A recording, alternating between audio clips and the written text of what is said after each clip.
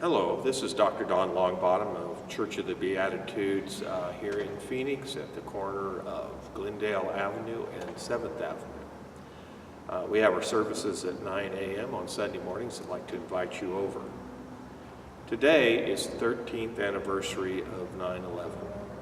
I suspect, just as those of us who are old enough can remember where they were the day President Kennedy was killed, all of you and myself as well remember quite clearly where we were the day that the Twin Towers went down and the jet flew into the Pentagon.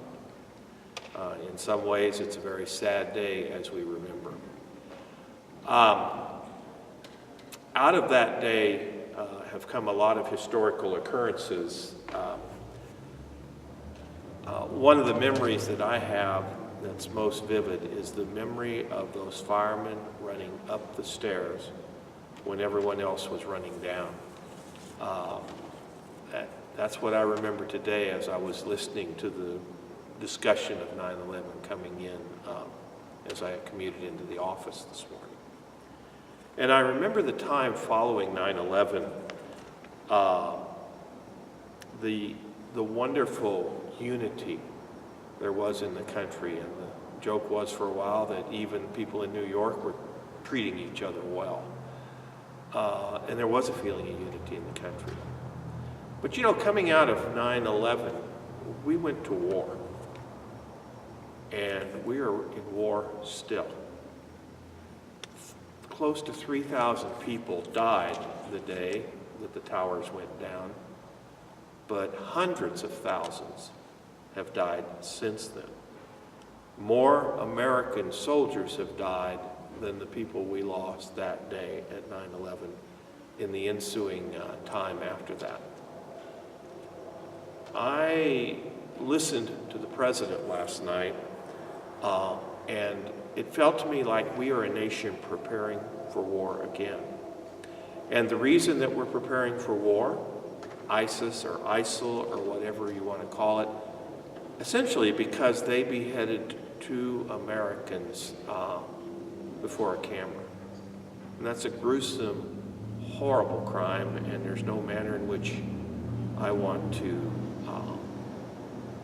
minimize that or affirm that at all. It was a horrible thing to do. It was inhumane. But is that something we want to go to war over? I am reminded of my stepdad, who was a 3-war veteran, George Gardner, retired as a colonel from the Army. He was in World War II, he was in Korea, and then he was in Vietnam. And the thing he would say to me as I was growing up was the people who really suffer in war are civilians. How many people are suffering worldwide today?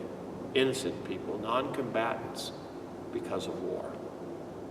I would say to you that the United States of America, as long as we're willing to go do the fighting for other people are going to allow us to do the fighting for them.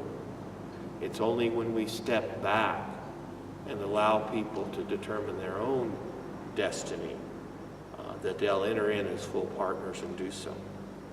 The fighting in the Middle East has been going on for thousands of years. I don't think we're going to solve the problems there in the next year or two. I also want to say that as a Christian, before we affirm going into war, we have to ask ourselves, what would Jesus do?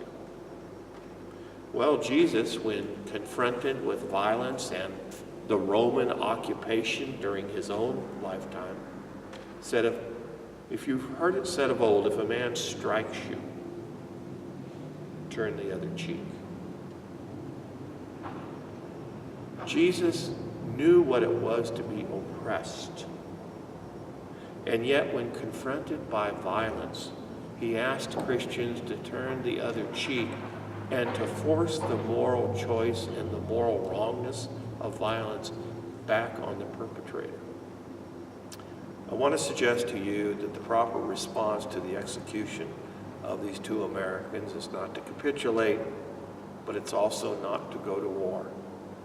To speak out clearly in this world about the problematic nature of violence, and to conduct ourselves as individuals and as a country in ways that are morally uplifting.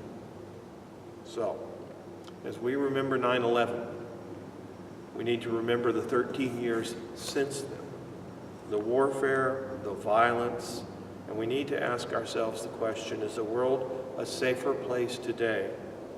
Is Iraq a better country today because of our warfare? I respect the soldiers who put their lives on the line. They're good people. They're like those firemen running up the stairs. But I don't think the world's a safer place for that.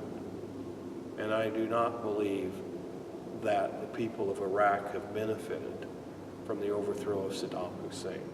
And I strongly believe that if they had a vote on that today, they would vote for that who have never taken place. These are my thoughts. You don't have to agree with them, but they are my thoughts. God bless.